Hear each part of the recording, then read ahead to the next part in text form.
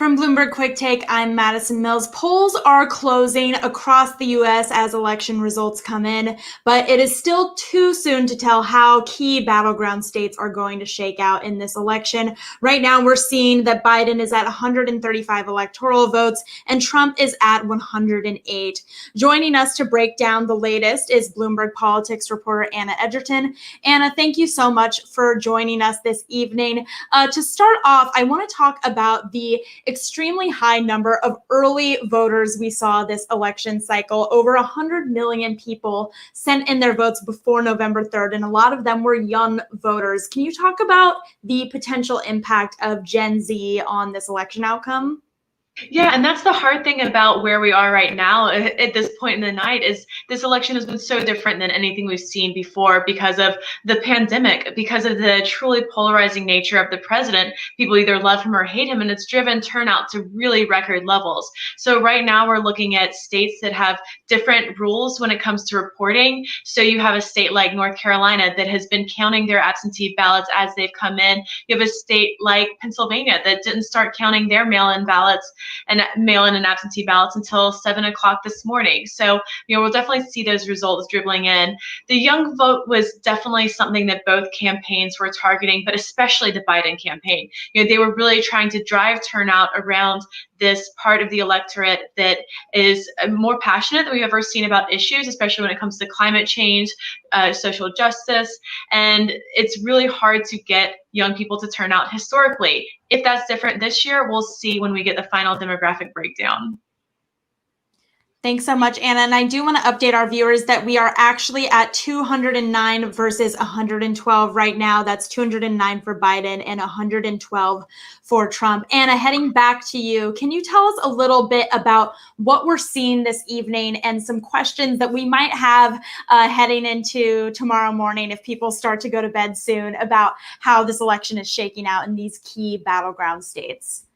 Well, it's definitely looking like it's not going to be a landslide. And that's one of the things that we were looking at to see if, if Joe Biden pulled ahead by a lot, then we could go to bed kind of knowing what the result was, not really staying up for the North Carolina and Pennsylvania, to count every single absentee and mail-in ballot. But it looks like we could really be coming down to the wire in some of the swing states. And that means that we could wake up tomorrow and not know who has won. And of course, we have the president saying that he could come out and declare himself the winner when it looks like he has enough support to do so. And that might be before all the results are counted. So, just a reminder to our watchers and to our followers that this is a vote that could, legally, by all the rules set out by all the states, go for result.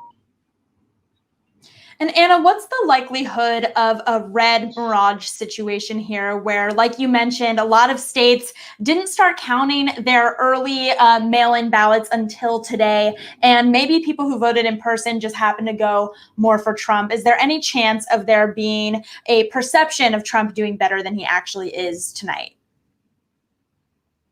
Well, I mean, it's certainly true that the different parties have tendencies of when their voters tend to cast more votes. But it's interesting to look at a state like Atlanta, where you have most of the vote already counted, but the counties that have not yet been counted are more around the Atlanta area, which the Biden campaign is counting on to go more strongly for them. And that's also the state where we're seeing two Senate races. So we have Democratic challenger John Ossoff, who's trying to unseat Republican David Perdue, saying, don't make any declarations yet. We're still waiting on all these Atlanta area votes to come in, and it could end up flipping the race late into the night or even into tomorrow and the next day. You mentioned these key Senate races in Georgia. I'm curious, what are some other down the ballot races that you've been watching this evening that are key turning points in this election?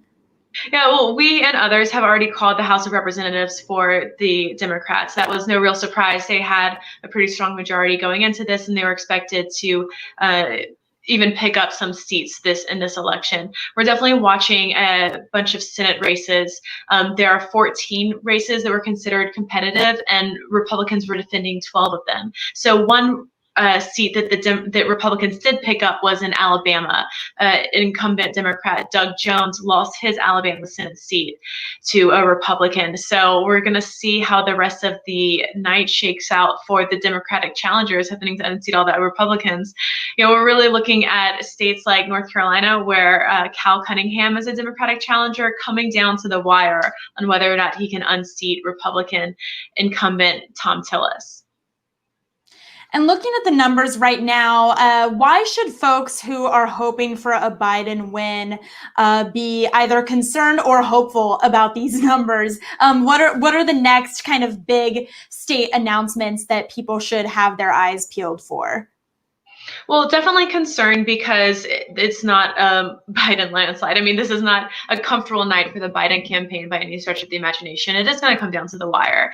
And, we're looking at states like Arizona, Pennsylvania, Michigan, Wisconsin, any configuration of those states coming together could mean an electoral college victory for Trump or for Biden. And that's really kind of the maddening thing about the American system, is that you have states that have different rules, and those states are worth different numbers of electoral college votes, and it just takes a while for that puzzle to come together and to get a clear picture of where we are at this point in the night.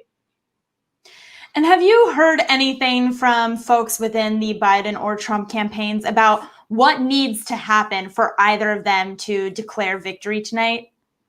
Well, Biden himself said earlier today that he's willing to wait until tomorrow if there's nothing to be said. He said he's not going to come out and just make some kind of statement tonight just for the sake of making a statement or risk getting ahead of himself or the results. Trump, on the other hand, is going to take any opportunity that it looks like he's ahead enough to declare himself the winner